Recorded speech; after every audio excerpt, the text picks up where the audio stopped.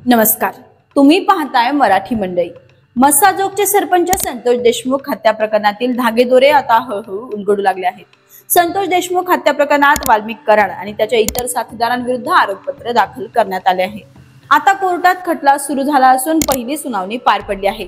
या प्रकरणातील आणखी एक आरोपी कृष्णा आंधळे अजूनही फरार असून पोलिसांकडून त्याचा शोध घेतला जात आहे। तर या दरम्यान देशमुख हत्या प्रकरणातील एक मोठी अपडेट समोर आली आहे। अवादा कंपनीच्या वॉचमॅनचा जबाब समोर आलाय। सरपंच संतोष देशमुख यांच्या हत्या प्रकरणात अवादा एनर्जी प्रकल्पावरील 3 वॉचमॅनचा जबाब महत्त्वाचा ठरला आहे। या वॉचमॅनचे जबाब मोठे खुलासे झालेत। अशोक सोनवणे, अमरदीप सोनवणे आणि भैयासाहेब सोनवणे हे तिघे जण अवादा एनर्जी प्रकल्पावर वॉचमॅन म्हणून कार्यरत होते। या ठिकाणी ड्युटीवर असताना सुदर्शन घुले त्याच्या साथीदारासह अवादा एनर्जी प्रकल्पावर आला। यावेळी सुदर्शन घुलेने या वॉचमॅनला मारहाण केली। तसेच जातीवाचक शिवीगाळ केल्याने या प्रकरणात अॅट्रॉसिटी ऍक्ट प्रमाणे गुन्हा देखील नोंद आहे। अवादा एनर्जी प्रकल्पाचे मॅनेजर शिवाजी थोपटे यांना सुदर्शन घुले आणि त्याच्या साथीदारांनी याच वॉचमॅन समोर 2 कोटी रुपयांची खंडणी मागितली। ही खंडणी नाही दिली तर कंपनी बंद करा अशी धमकी देखील दिली होती। घुले आणि इतरांकडून झालेल्या मारहाणीची माहिती मिळाल्यानंतर भांडण सोडवण्यासाठी सरपंच संतोष देशमुख या ठिकाणी पोहोचले होते। त्यावेळी त्यांनी कंपनी बंद करू नका, लोकांना रोजगार मिळू द्या असे सुदर्शन घुले आणि त्याच्या साथीदारांना सरपंच संतोष देशमुख म्हणाले। त्यावेळी सुदर्शन घुलेने सरपंच संतोष देशमुख यांना तुला बघून घेऊ, तुला जिवंत सोडणार नाही अशी धमकी दिली असल्याचं देखील वॉचमॅनने आपल्या जबाबात म्हटलंय। वॉचमॅन अशोक सोनवणे यांनी जबाबात नेमकं काय म्हटलंय तर ते बघूयात। अशोक भगवान सोनवणे यांनी सांगितलंय की 1 जुलै 2024 पासून अवादा एनर्जी मस्साजोग या कंपनीचे वॉचमॅन म्हणून मी काम करतो। दिनांक 6 डिसेंबर 2024 रोजी मी सकाळी 7 ते दुपारी 3 असा ड्युटीवर होतो। माझ्यासोबत माझा सक्का भाऊ अमरदीप सोनवणे व माझा चुलत भाऊ भैयासाहेब सोनवणे हे देखील ड्युटीवर होते। दुपारी 12 ला काही लोक गेटवर आले।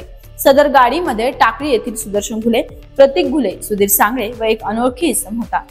त्यातील सुधीर सांगळे यांनी भाऊ अमरदीप यास गेट उघड असे म्हणाला, तेव्हा अमरदीप याने त्यांना तुम्ही साहेबांना फोन करा असे म्हणताच स्कॉर्पिओ मधील चौघे खाली उतरले व गेट जवळ येऊन अमरदीप यास सरक रे म्हणून शिवीगाळ करू लागले। तेव्हा अमरदीप त्यांना शिव्या देऊ नका असे म्हणाला असता ते चौघजण गेट ढकलून आतमध्ये आले।